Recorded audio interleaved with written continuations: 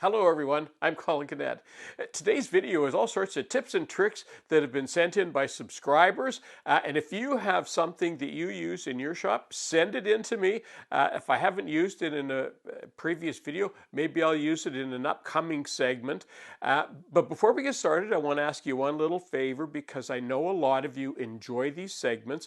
And the one thing you can do that helps me out a lot is to just share the video with another person, a friend, a relative, a co-worker. That really does give my videos a little bit of a boost. So let's get started. And here's a handy tip sent in by Mike from Texas. And he suggests getting a square piece of plywood and attaching it to a couple of 2x4s. Now what this is basically is a perfect right angle, and you can use it. It's like another pair of hands. So if you're putting 2x4s together and you need something, you need two things. You need another pair of hands, but you also want to make sure that they're at the right angle. This is a perfect way of doing that. You can easily align these up, put some clamps on there, and then you can attach them however you are. And you can use this on the inside or the outside because both of them will work. But look, here's how easy this thing is to make. So all I did to make this was, of course, cut my pieces on my table saw, and I even cut the right angle on the table saw. I had to finish off the inside with a hand saw, but that's pretty easy to do. Then the assembly, I just used my little assembly table because it has a perfect right angle on it. Put my pieces on there, attach some screws, and now I've got a perfect construction helper.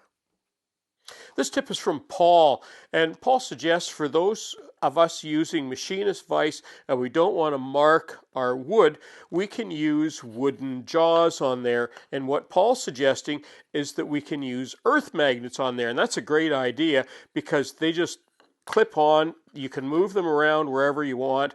And if you're using the 1/2-inch magnets like I do, if you use a Forstner bit, you can put the magnets in there and they fit nice and snugly. Now, once in a while, they'll come out like this one, and you can glue them in if you want, or I just use a glove, and part of an old rubber glove or plastic glove. You can put that in there, and that just sits in there like that, and that won't come out of there. But you know what? You don't even need to glue these in there because I like to have them sort of loose, and I put a hole in the back of them. That one will be tough to get out. This one will be easy. And there it is. So you can reuse these on all sorts of things. And look, I have them on my machinist vise.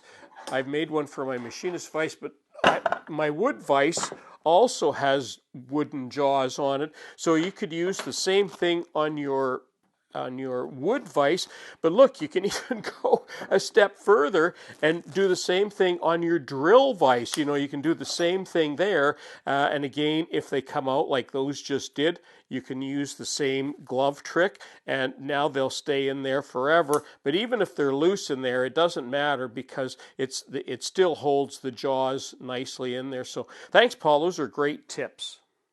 The next tips are from Scott, and they have to do with the drill press. Scott has a couple of really good ideas, and the first one is to do with the key. And you can see my key, and it sits on these magnets that happen to blend. Everything's black and dark, and sometimes I don't put this back on the column like I should. I lay it on my table saw, which is down here, and then I have to start looking for it.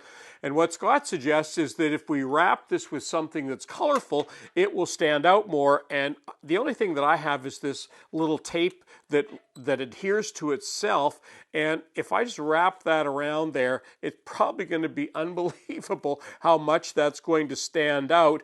And in this case, this stuff is going to last forever. It just sticks to itself. I can replace it later on if I want, and I'm just going to cut that off. And it's just you could put anything on here that's colorful, and look at that. Now that's going to stand out. That's a really good tip, Scott. The other thing he suggests is to use, if you're ever cutting metal, you need to use some kind of a cutting oil. And I use this Rapid Tap. You can also use it for tap and die sets if you're putting thread in metal.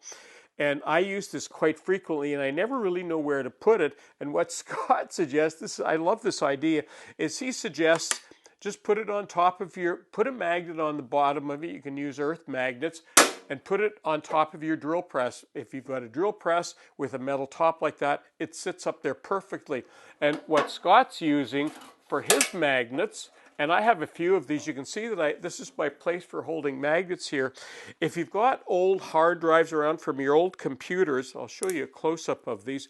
If you take those hard drives apart, and of course that way, of course, you're destroying the data that's on there, so nobody can steal that, and it's a really good idea. You can take those hard drives apart, and inside are some very powerful earth magnets, and they come usually in a housing that looks like this.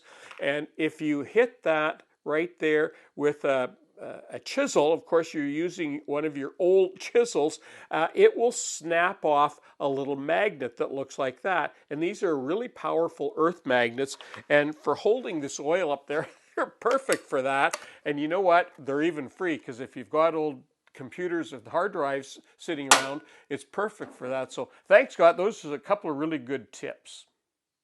This tip is from Mike from Gainesville, and what Mike suggests is that sometimes when we're using hand drills, we don't always get the holes vertical, and I know that because when I go and look at videos for holes that I drilled, I see that in the video that they're off, even though I thought they were vertical. So look, here's how you can fix that. One of the things, I used my drill press and drilled a hole here, but if you don't have a drill press, all you need to do is drill a hole into a board, and when you've taken that drill out of your drill, all you need to do is get a little spirit level. You've probably got one like that. Get it so that it's vertical, and you may have to prop it up on one side or the other.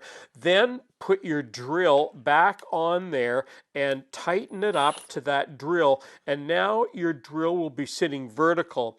And what I've done here is just mix up a little batch of epoxy glue.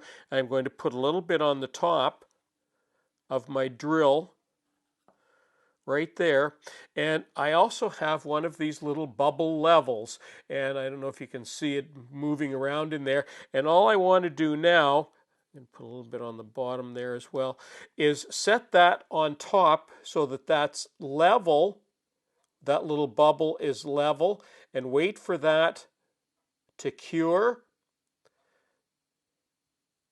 And now I have my own bubble level. Now look, these things are not going to be perfect, but they're going to be a very good guideline for you, so that if you're trying to drill something vertical, at least it will be closer. You'll have a closer idea of what you can do with something like that. So that's a great idea. Thanks, Mike. And I'm going to put some links in the article on that, so you'll be able to see where you can get those. Well, that concludes my video for today. I'm Colin Cadet for WoodWorkWeb. Thanks for watching.